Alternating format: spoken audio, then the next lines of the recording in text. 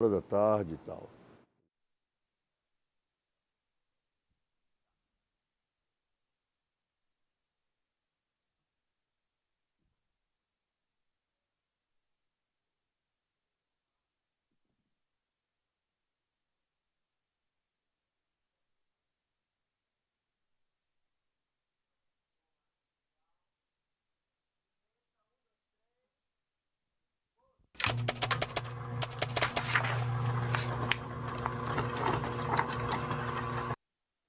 Começando mais uma edição do Memória Aratu, um projeto especial aqui de resgate de biografias, documentação da trajetória de baianos ilustres que fizeram e marcaram a história nos últimos 100 anos aqui no nosso estado. Hoje temos a presença dele, que é advogado, é tributarista, é professor, é político, já foi prefeito de Salvador. Com muita honra, o Memória Aratu de hoje recebe o muritibano de 80 anos, nascido em 3 de outubro de 1937, Edivaldo Pereira de Brito. É um prazer ter um senhor aqui, professor Edivaldo Brito. Pablo, o prazer é meu, eu cumprimento a você, cumprimento a Matheus, cumprimento esta emissora que tem resgatado alguns dos mais caros valores da sociedade baiana e, por que não dizer, brasileira. Recentemente, eu tenho que insistir nesse ponto, foi a TV Aratu que deu um ponto importante para a questão da consciência negra. Deixou de ser uma data de protesto, uma data de simbologia negativa, para essa emissora transformar numa das grandes mensagens verdadeiras e positivas. Por isso eu estou muito satisfeito de estar aqui. Um menino que saiu do recôncavo baiano, de Muritiba, de Cachoeira, praticamente sem ter o que comer. E 22 anos depois, na capital baiana, se tornou prefeito de uma das maiores cidades do hemisfério sul-ocidental. Como é essa trajetória do menino Edivaldo Brito? Foi uma trajetória interessante. Eu uso a palavra para significar o seguinte: é preciso que essa história seja repetida, menos para lamentar que foi o primeiro prefeito negro, que foi o único prefeito negro até aqui, e nada disso. Menos para lamentar do que para louvar que é possível chegar até aqui com a história que você está me propiciando narrar. Eu fui um menino, como todos os outros meninos, só não tive as mesmas benesses dos outros meninos, que eu não tive tempo para brincar, eu não tive nem objetos que fossem instrumentos para brincar, porque todo o meu tempo foi vivendo para atender às necessidades da minha família. Era minha mãe, com mais 4 irmãs e mim, portanto 5. Meu pai viajando para trabalhar no alto sertão da Bahia como pedreiro e só voltava a casa nas grandes festas, Natal, Ano Novo, às vezes passava aí Semana Santa e São João. Então quem marcou minha vida, quem me criou efetivamente foi minha mãe. E aí de manhã descíamos para a fonte dos padres, uma fonte de água corrente, onde lavava roupa suja que recolhíamos nas casas dos fregueses no dia anterior. Lavada essa roupa de madrugada, ela me entregava trouxas pesadíssimas para a minha idade e eu levava atarracado até chegar em casa e tinha ainda a tarefa de estender na chamada corda, que era um arame que eu tinha que fazer com cuidado, que se o arame partisse e caísse, a roupa ia para o chão de barro e eu tinha que retornar para este mesmo caminho. E aí você imagine a reclamação de minha mãe, etc. Fazia a minha primeira refeição, eu próprio, que era café com farinha de guerra ou, como nós chamávamos, como nós conhecemos, farinha de mandioca. Eu botava aquilo, o café fervia, eu botava um pouco de açúcar, comia, era a minha primeira refeição e às vezes a única não diria, mas em regra, às vezes a primeira de 2, que eu não tinha 3 refeições. Quando ela voltava da fonte, aí ela fazia comida. Às vezes nós íamos buscar os ingredientes num armazém, numa pequena vendinha, como nós chamamos, de seu hereda espanhol, e esse homem tinha uma cadernetinha onde ele anotava, e minha mãe nem sempre tinha recurso para pagar no tempo certo. Mas como ele achava que ela era uma mulher decente, honesta e tudo, trabalhadeira, ele então permitia que ela somente pagasse quando ela recebesse dos clientes. E a vida minha foi assim. A única memória de brinquedo, de lazer que eu tenho era armar o presépio do Natal. Esta época para mim é muito cara, porque a gente plantava o milho com o espaço de tempo que a experiência do dia a dia demonstrava que ele cresceria, e com aquelas pequenas latinhas de milho plantado, a gente armava o presépio e decorava, pegava jornal, pintava com tinta comum, às vezes tabatinga, essas coisas, e as figuras para ficarem no presépio, cavalinhos, pessoas, etc., nós mesmos fazíamos de barro durante um certo período. Era a minha distração, porque no resto era meu trabalho, era um chão de barro que nós tínhamos que nivelar os buracos que se faziam na sala, no quarto e na cozinha, e a forma de nivelar era pegar barro, botar naquele buraco, bater com um macetezinho, botar uma folha de bananeira em cima para ficar o nivelamento. Foi essa a minha infância. Infância mesmo, né? A Segunda Grande Guerra afetou o cotidiano da família de Edivaldo Brito lá em Cachoeira, em Muritiba? Pois é, você veja, na Segunda Grande Guerra eu tinha 7 anos, né?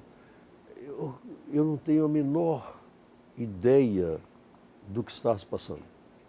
Isso é interessante quando hoje eu vejo que as pessoas querem resolver os problemas políticos do país todo, etc. Eu fiz uma campanha eleitoral aqui, não consegui cobrir os 417 municípios do estado. Não consegui. 45 dias de campanha.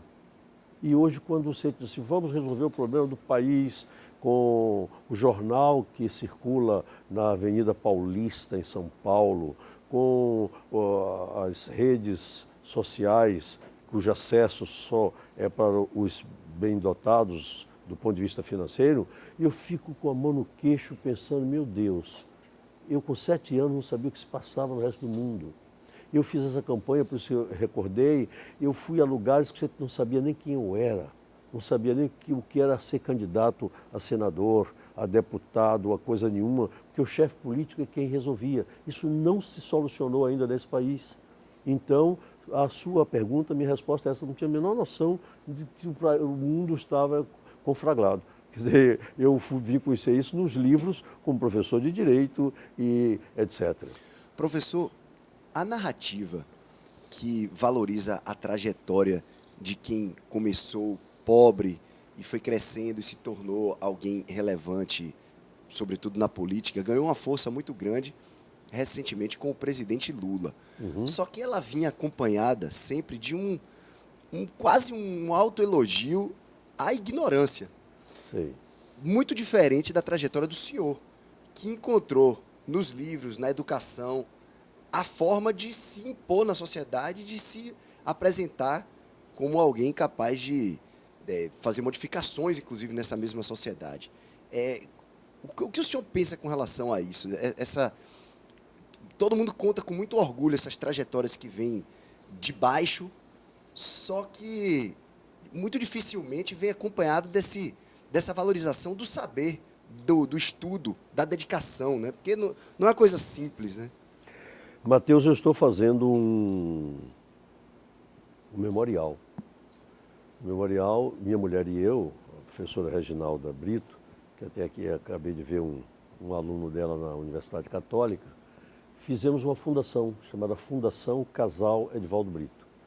Todos os recursos que essa fundação necessitou para se instituir foram próprios, né? Nós temos uma biblioteca de milhares de livros já à disposição dos estudantes. Nós temos um acervo enorme de minha trajetória. E você vê a importância desse acervo é que o MINC, o Ministério da Cultura, já aprovou um projeto para captar recursos pela Lei Rouanet. Nós estamos loucamente buscando esses recursos para poder implementar. Você pergunta o que isso tem a ver com a minha pergunta.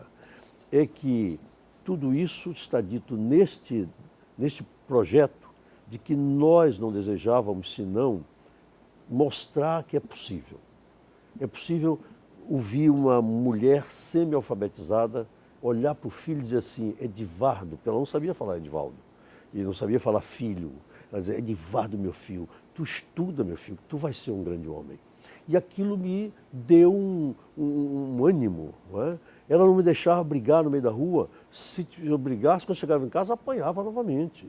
E há episódios, e eu estou contando para responder sua pergunta, do filho, do sobrinho da professora que me ensinava, como eu não podia brigar na rua, eu vinha andando pelo passeio, o menino topou assim de frente de mim e disse assim, negão, idiota, que não tem nem o que calçar. Por quê? Porque eu ia para a sala de aula com um pé calçado e o outro no chão, um outro no chinelo.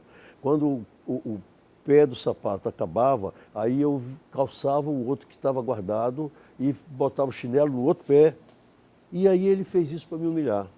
Mas não deu tempo de eu me livrar. Eu peitei ele peitou a mim. Quando eu cheguei em casa, contei ela, ela perguntou assim, mas você não bateu no sobrinho da professora, meu filho. Eu disse, não senhora, minha mãe, mas é um absurdo uma coisa dessa. Fique calmo, fique calmo. Aí ela foi lá, falou com a professora e ela não deixava. As lições eram sempre positivas. Esse jargão, que estuda porque tu vai ser um grande homem, me fez achar que era o caminho para o meu sucesso. Você imagina, naquele tempo não tinha Previdência Social, minha mãe morreu, a Previdência Social dela foi um filho que ela realmente depositou toda a confiança. Então, ao demorar muito para responder a tua pergunta, eu encerro dizendo assim, não valorizo nada disso como uma forma de assim, eu ganhei, eu era pobre, filho de uma lavadeira de roupas e de um pedreiro, mas cheguei ao professor Edivaldo Brito, que já fez conferências na Itália, na grande Universidade de Bolonha. Ninguém no Brasil fez, mas Edivaldo Brito fez. Isso para mim não tem importância nenhuma.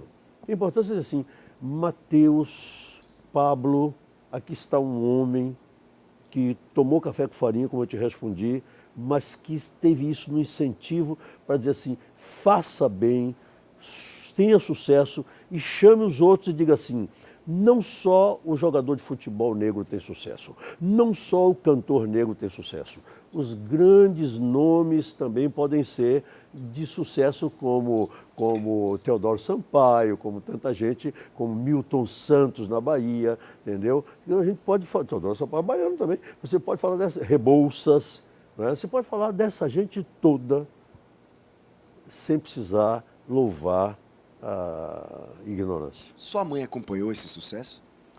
Acompanhou.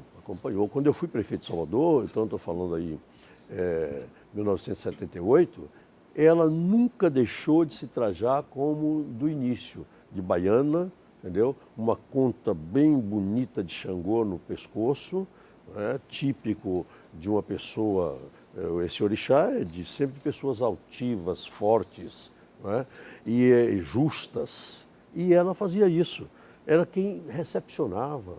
O Código Tributário Nacional fez 10 anos e houve uma grande festa aqui, durante 7 dias.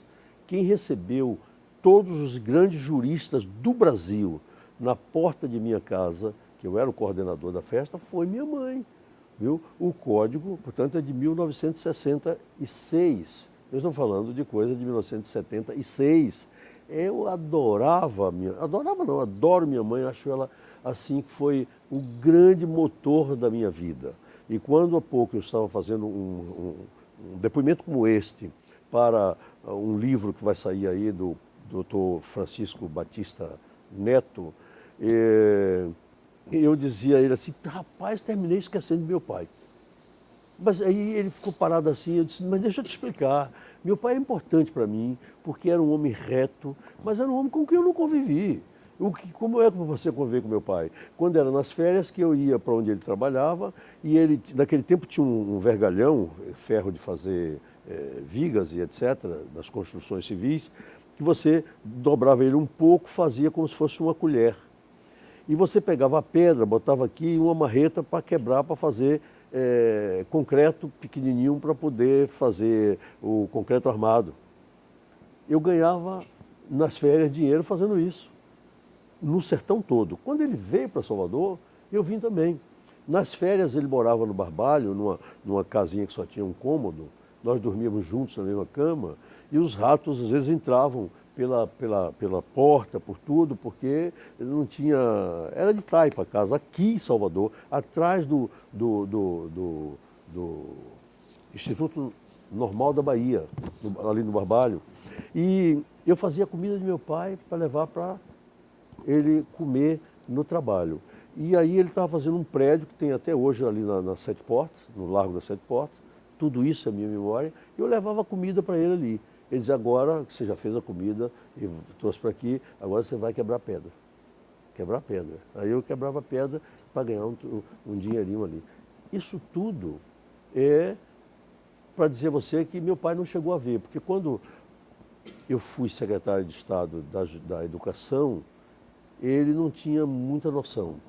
Quando o doutor Roberto Santos me nomeou secretário de Justiça, ele morreu 10 dias depois. Então ele não viu esse sucesso. Agora minha mãe viu tudo.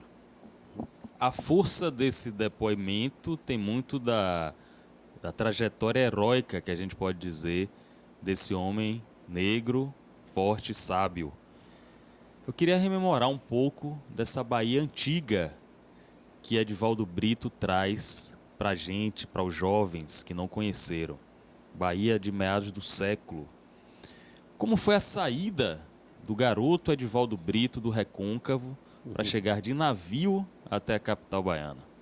Um deslumbramento. A primeira ideia que eu tinha de Salvador era mais ou menos naquele tempo que a gente falou lá atrás da Primeira Guerra. Quer dizer, a Primeira Guerra acabou em 45. 49 foi a grande festa de Salvador, que foi o centenário de Rui Barbosa. Eu assisti. A minha ideia de Salvador era grandiosa, assim. Na Avenida 7, ver todas as homenagens à memória de Rui Barbosa, 1949. Pronto, daí eu não tinha mais noção de coisa nenhuma. De 49 para 54, como você vê, são 5 anos, não é? Foi quando eu retornei para cá. Mas retornei para um mundo diferente. E você veja a provocação que Mateus fez, leva a me lembrar uma outra coisa. Eu só me lembro dessas coisas quando eu sou provocado assim. No dia que eu terminei o ginásio, e para terminar o ginásio foi um horror, porque eu não tinha o último pagamento para fazer da última prestação do ginásio, que era particular, o ginásio da Cachoeira. E eu olhei para minha mãe e disse, tudo perdido, porque eu não tenho dinheiro para pagar, não posso fazer as provas. Naquele tempo o Ministério Público não tinha para fazer isso, aquilo. Aí ela disse assim, meu filho, vai pedir a tua madrinha, meu filho. Eu disse, não vou não. Eu morro de vergonha, mamãe. Vai. Aí eu fui. Minha madrinha era uma costureira remediada. O pai era um homem bem, mas ela era uma costureira. E eu cheguei, a casa dela tinha 3 degraus para chegar até onde ficavam os cômodos, que antigamente a arquitetura era essa, você fazia um pouco para cima do piso e botavam os lugares para poder ventilar. Então, as casas eram assim. Eu subi, fiquei embaixo, quando ela abriu, eu disse assim, minha madrinha vinha aqui falar com a senhora. Aí as lágrimas caíram, rapaz, que eu não conseguia falar. E aí ela me olhou assim e disse, meu filho, o que aconteceu? Porque ela pensou, morreu minha comadre. E eu não conseguia. Quando eu respirei fundo e ela gritar, meu filho, meu filho, meu filho, eu disse, minha madrinha, eu não vou poder fazer ginásio porque eu não tenho dinheiro para pagar. Meu filho, se é isso, pelo amor de Deus, ele trocou 130 unidades de moeda, que não me lembro quanto era, que era o ginásio, e eu fui pagar. A minha emoção é porque se naquele dia eu não pagasse, eu não chegaria a estar dando essa entrevista aqui. E aí minha mãe, quando acabou o ginásio, esse era o 4º ano de ginásio, olhou para mim assim e disse, Edivaldo, meu filho, agora é contigo. Mas o que, minha mãe? vai-te embora para a Bahia, porque o pessoal do interior chamava Salvador de Bahia, né? Vai-te embora para a Bahia, meu filho. Mas, mamãe, o que eu vou fazer na Bahia se eu não tenho onde ficar? Tu tem, meu filho, tu fica na casa de Helena. Helena era minha tia que estava no Rio, onde minha outra tia levou para vender acarajé e tal, lá perto do Teatro São Caetano, no Rio de Janeiro. Aí ela disse assim, você vai. Aí a frase, Matheus, que foi que me lembrou quando você me perguntou se ela viu meu sucesso. Ela olhou para mim assim e disse, vai, meu filho, porque fio macho. Inclusive, se ela bastava falar filho, já é masculino, né? Mas ela dizia, fio macho, no cós da saia de mãe, não dá coisa que preste, meu filho. Vai-te embora. E me mandou, rapaz, assim, eu não tinha nem eira nem beira aqui. Aí minha tia, eu tinha uma outra tia aqui, chamada Maria das Dores, que a gente chamava tia Nanica, trabalhava na casa do senhor Arthur Fraga, que era o presidente da Associação Comercial da Bahia. Filho de Muritiba. Eram 3 filhos ilustres que Muritiba tinha, antes de Albérico Fraga, que não eram nem parentes. Arthur Fraga, Armínio Fraga, avô desse Armínio Fraga do Banco Central, e Clementino Fraga, o grande nome da medicina no Brasil, que migrou para o Rio de Janeiro, é filho, meu conterrâneo. Então, essa minha tia aqui, como trabalhava para o senhor Arthur, que morava no Corredor da Vitória, 240, uma casa bonita que hoje é um prédio, eu ia para lá, dia de sábado e domingo, para afilar a comida. Porque durante a semana eu comia na casa do outro, né? Do meu chefe de escritório. E aí, ela disse assim, olha, para você justificar um pouco, você vai para a Feira do Largo 2 de Julho comigo. Aí nós íamos para a Feira do Largo 2 de Julho, e lá na Feira do Largo 2 de Julho conseguíamos pegar as coisas para pegar o bonde só podia pegar o bonde aberto, porque tinha os bondes fechados, mas o bonde aberto era o bagageiro, e só passava num certo momento. E já estou respondendo a sua pergunta desses 50 anos atrás. Aí, rapaz, eu passava o sábado e o domingo num cubículo de talvez 6, 4, 5 metros quadrados, devia ter 1,5 assim por 2, que era o quarto dela. Depois mudaram dessa casa, Vitória 240, para a rua Braulio Xavier 3, que é uma rua que sem saída, que faz transversal com o Corredor da Vitória, quase de frente no Largo da Graça. Então, aí morava junto doutor Aloísio, pai de irmã Dulce. Irmã Dulce morava vizinha desta casa. Se ia ser 3, a irmã Dulce era 5. E eu conheci a irmã Dulce nesse momento, nessa época, né? E ele era professor da faculdade de odontologia, esse pai da irmã Dulce. Pois bem, todo domingo eu saía do Tororó, onde eu morava, a pé, ia para o Largo 2 de Julho, pegava as iguarias que os feirantes fregueses já deixavam prontos, passava numa mercearia que ficava na esquina do Cabeça com o relógio São Pedro, pegava outra vez e ficava esperando o bonde ali, que era um bonde bagageiro. Quando vinha, eu corria para botar as coisas dentro do bonde, saltava na Vitória, eu tirava tudo e passava para levar para casa. Aí passava o dia todo lá, sobretudo domingo. E sintonizava a Rádio Nacional, que era ondas curtas. E tinha um radinho assim, que era o único que pegava o diabo da Rádio Nacional. Aí, de quando em vez eu ouvi uma voz jovem dizer assim, no mundo moderno, vence quem sabe mais. Aquilo foi me impressionando. Depois eu soube que essa voz era de Vanderlei Cardoso, esse cantor, né? Quando ele era menino, rapazinho, ele era o locutor que fazia aquela coisa. Por exemplo, todo esse ambiente fez com que eu conhecesse uma Bahia diferenciada, uma Bahia do bonde, entendeu? Uma Bahia do bonde que está meio desanuviado meu depoimento, mas é assim mesmo, porque são vários fatos que vêm na cabeça. Por exemplo, agora veio um. Minha mãe extremamente preocupada com a catarata. Não tinha assistência. O único lugar melhorzinho que tinha era o Hospital das Clínicas. Portanto, eu estou falando de coisa que eu devia ter 16 anos. Aí chegamos ao Hospital das Clínicas, eram filas enormes. Repetidas aquelas visitas, até que o oftalmologista a atendeu. E ela, com o jeitinho dela de sempre, olhou para ele e disse: doutor, eu sou do interior, doutor, eu sou de Muritiba. E ficou conversando. Ele se compadeceu, disse: vou fazer sua cirurgia. Esse professor da universidade chamava-se Felice Papaléu. Não esqueço de nada disso, que marcou minha vida.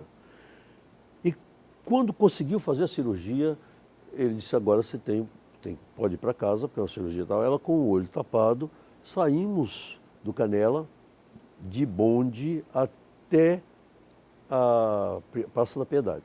Saltei na Praça da Piedade com ela assim, íamos andar a pé da Praça da Piedade até o Amparo do Tororó.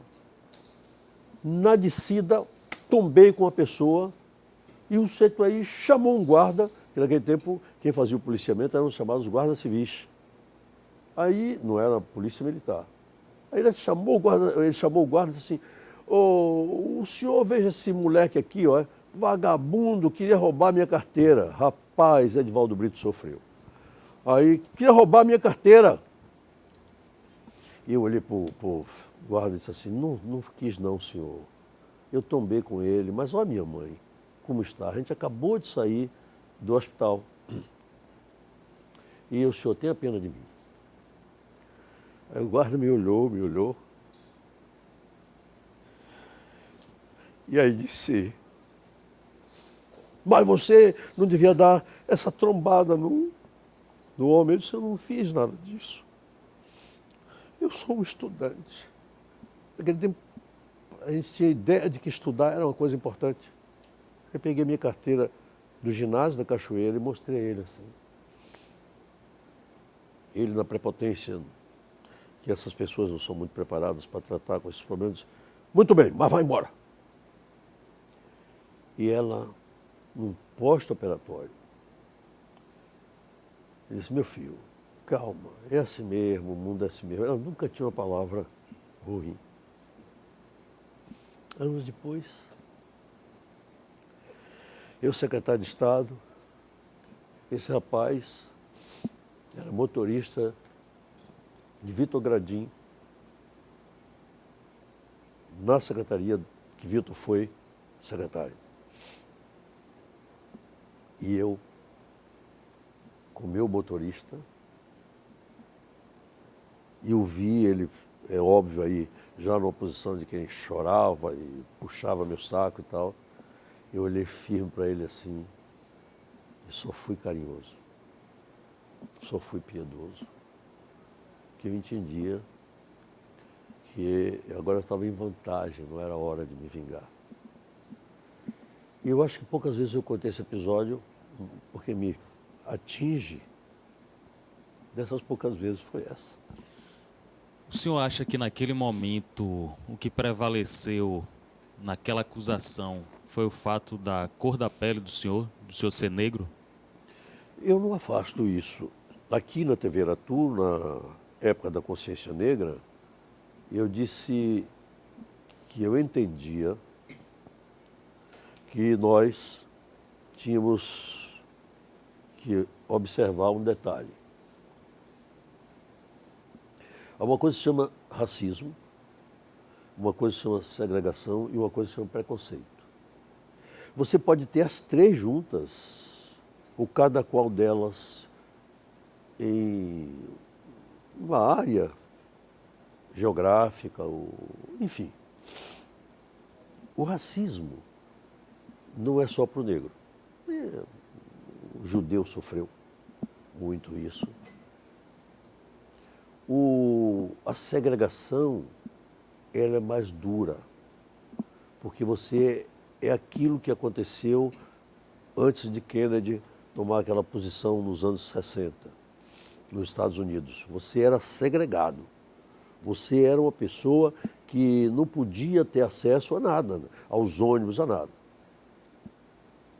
E o preconceito talvez é o que mais dói. Porque o preconceito é você ter um conceito prévio de que o que vem daquela origem não vale, não presta. E é muito isso no Brasil. Você diz assim, mas é uma atitude consciente? Às vezes não. Às vezes é uma atitude em razão dos elementos com os quais a sociedade trabalha o negro. Você não apresenta um negro como um grande jurista, como um grande cirurgião, como um grande cientista, e há tantos, inclusive na Bahia. Você apresenta sempre uma posição subalterna. O sujeito que é o carregador, o sujeito que é isso e aquilo, porque ele é tudo isto, porque ele não teve condições de ascender na escala social. Se eu não sei inglês, e hoje sou um autodidata, se eu não sei francês, sou um autodidata, se eu não sei espanhol, italiano, sou autodidata, porque precisei disto para chegar onde cheguei em função dos livros de direito serem todos os melhores deles nessa língua. Ah, se Dona Edith tivesse dinheiro, era aquilo que ela dizia sempre, Edivardo, meu filho, Deus não dá asa à cobra. Olha aqui, Deus não dá asa à cobra, porque se desse, a cobra tomava conta do mundo. Então, Deus não deu asa à cobra, não deu asa a Edith para fazer o filho um homem que soubesse falar um idioma para poder soerguer.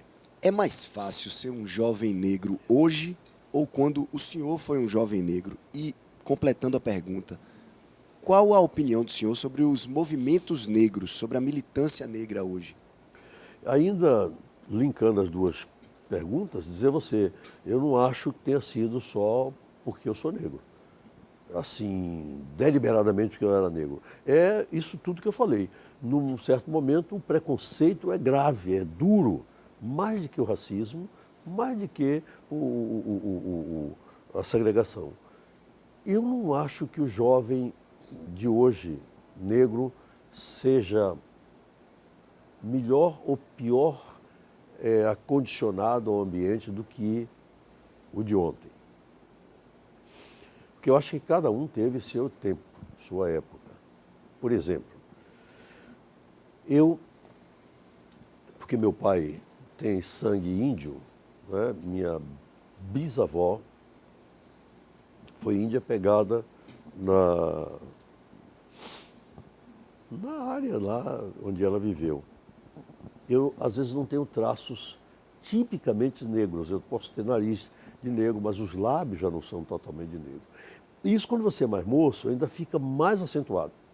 Então, as pessoas olhavam para mim, já por esse problema do, sei lá, preconceito e tal, podia esperar que eu fosse de lábios grossos, não sei o que lá, olhavam para mim e diziam assim, mas que neguinho bonitinho, que meninozinho bonitinho.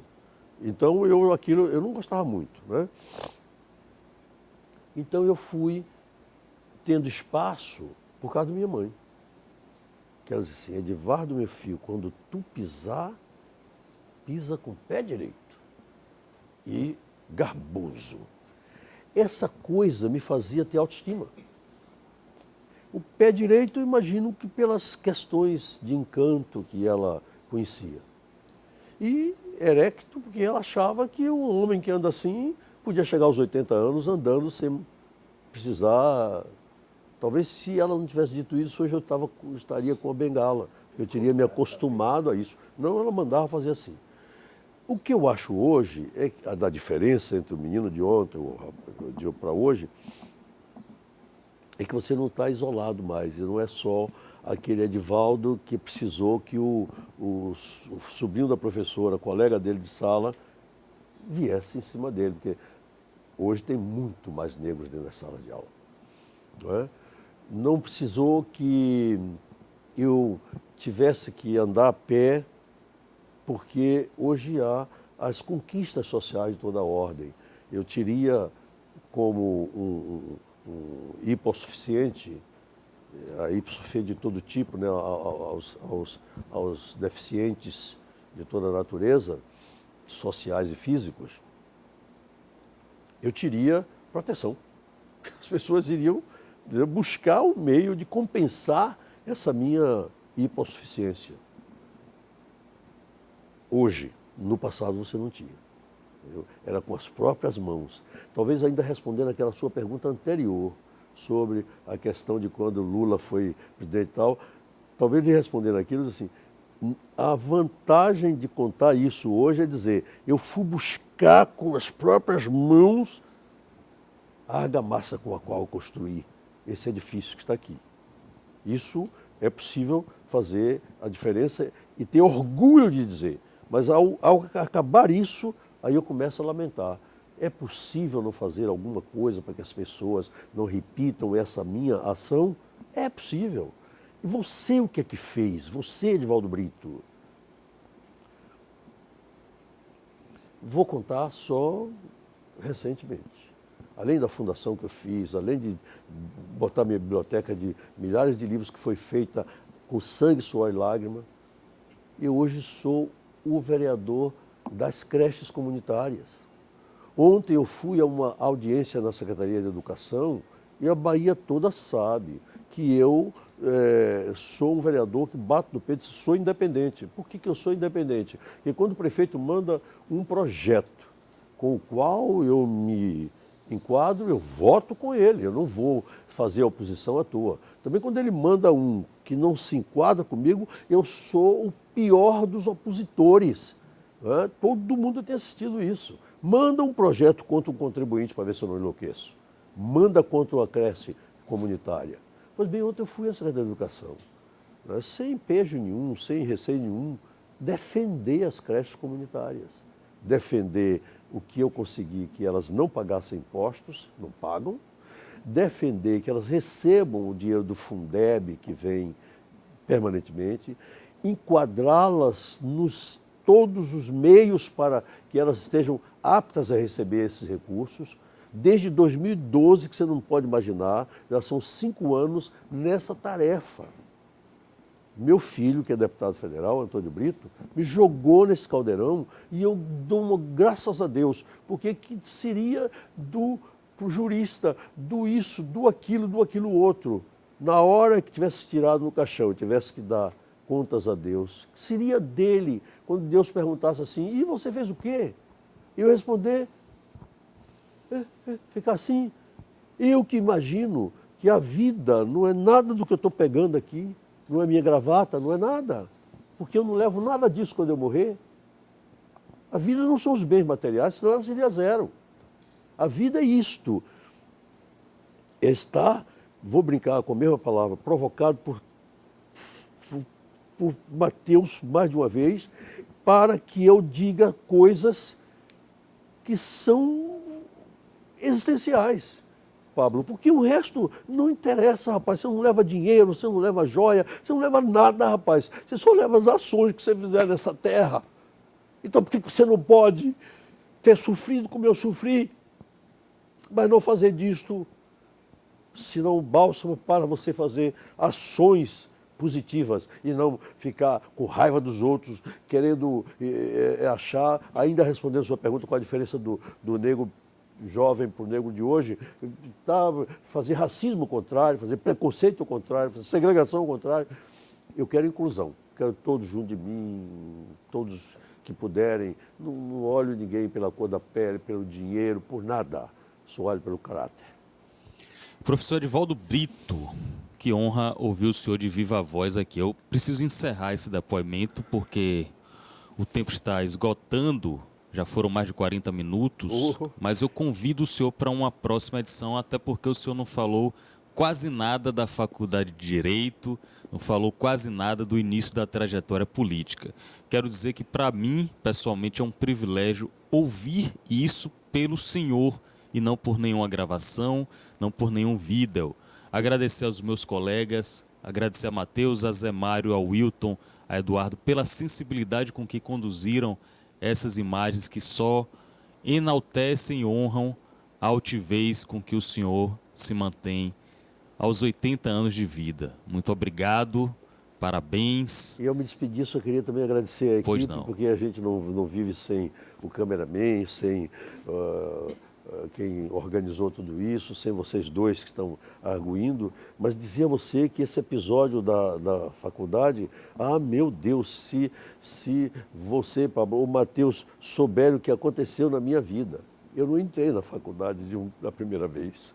Eu fiz não sei quantos concursos, até no primeiro lugar que eu tive. E quando eu não tinha mais jeito, ninguém podia me rejeitar. Eu passei no primeiro lugar, o reitor disse não nomeio. E não me nomeou.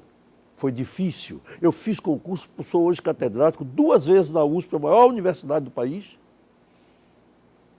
Não fui indicado à nomeação, tendo tirado o primeiro lugar.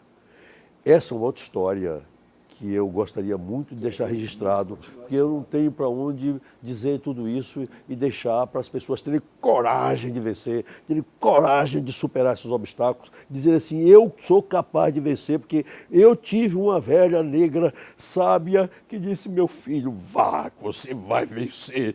Minha mãe, eu venci. Parabéns, para todos nós é um orgulho, uma honra. Muito obrigado. Mais um Memória Era Tua e até o próximo episódio com o Edivaldo Brito também.